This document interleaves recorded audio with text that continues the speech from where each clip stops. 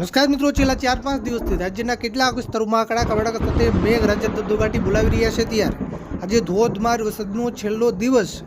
આવતીકાલથી વરસાદનું જોર ઘટશે, પણ આજે કડાકા ભડાકા સાથે મૂસલાધાર વરસાદ તૂટી પડશે.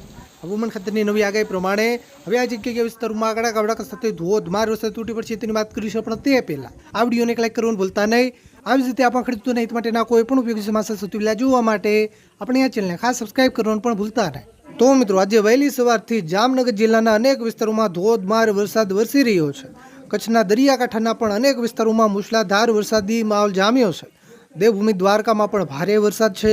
તો મિત્રો, ખાસ સાંભળજો મિત્રો, પહેલાં આપણે સૌરાષ્ટ્રના વિસ્તારોથી શરૂઆત કરીએ. મિત્રો, સૌરાષ્ટ્રમાં આજે ખાસ કરીને જે પશ્ચિમ સૌરાષ્ટ્રના ભાગો છે એમાં દેવભૂમિ દ્વારકા જિલ્લાના વિસ્તારો હોય, પોરબંદર જિલ્લાના પણ અમુક વિસ્તારો સાથે જામનગર, મોરબી અને રાજકોટ જિલ્લાના પણ કોઈ વિસ્તારોમાં વરસાદી માહોલ જામી શકે. આ વિસ્તારોમાં હળવાથી મધ્યમ વરસાદની આગાહી કરાઈ છે. એકલ દોકલ કોઈ એવા ટૂંકા વિસ્તારો હોય ત્યાં મધ્યમ કરતાં થોડો વધારે વરસાદ એટલે કે ભારે વરસાદ પણ પડી શકે. સૌરાષ્ટ્રના જે બાકીના વિસ્તારો છે અમરેલી, બોટાદ, ભાવનગર, સુરેન્દ્રનગર, જૂનાગઢ અને ગીર સોમનાથ જિલ્લાના વિસ્તારોમાંથી હવે આજથી ધીરે ધીરે વરસાદનું જોર ઘટતું રહેશે. આ જિલ્લાઓના છૂટાછવાયા વિસ્તારોમાં હળવાથી મધ્યમ વરસાદ પડવાની શક્યતા છે. મિત્રો, કચ્છના વિસ્તારોની વાત કરીએ તો આજે કચ્છના પણ અમુક વિસ્તારોમાં કડાકા ભડાકા સાથે ધોધમાર વરસાદી માહોલ જામી શકે. આજે કચ્છમાં ખાસ કરીને જે દરિયાકાંઠાના વિસ્તારો છે એમાં ગાંધીધામના વિસ્તારો હોય, માંડવી, મુન્દ્રા, કંડલા, લખપત અને નખત્રાણાના પણ કેટલાક વિસ્તારોમાં વરસાદી માહોલ જામી શકે. આ વિસ્તારોમાં હળવાથી મધ્યમ વરસાદ, એકલ દોકલ ટૂંકા વિસ્તારોમાં ભારે વરસાદ પણ પડી શકે. મધ્યપૂર્વ ગુજરાતમાં ખાસ કરીને અમદાવાદ, આણંદ, ખેડા, મહીસાગર, પંચમહાલ, દાહોદ, છોટાઉદેપુર અને વડોદરા જિલ્લાના પણ કેટલાક વિસ્તારોમાં વરસાદી માહોલ જામી શકે. આ જિલ્લાઓના છૂટાછવાયા વિસ્તારોમાં હળવાથી મધ્યમ વરસાદની આગાહી કરાઈ છે.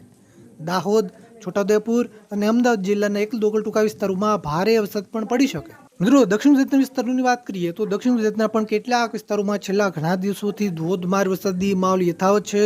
હજુ પણ આગામી 8 થી 12 કલાક દરમિયાન દક્ષિણ ગુજરાતમાં આગાહી પ્રમાણે ખાસ કરીને સુરત, તાપી, ડાંગ અને વલસાડ જિલ્લામાં વરસાદની શક્યતા વધારે છે. આ વિસ્તારોમાં હળવાથી મધ્યમ વરસાદ તો એકલ દોકલ ટૂંકા વિસ્તારોમાં ભારે વરસાદ પણ પડી શકે.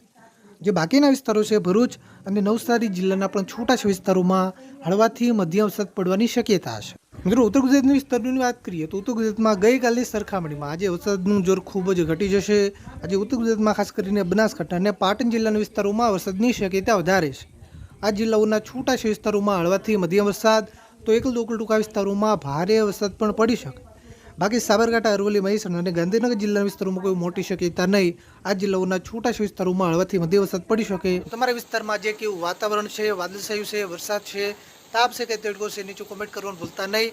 આ વિડીયોને તમારા બધા જ ગ્રુપમાં શેર કરજો જેથી બધા ખેડૂત મિત્રો સુધી માહિતી પહોંચે.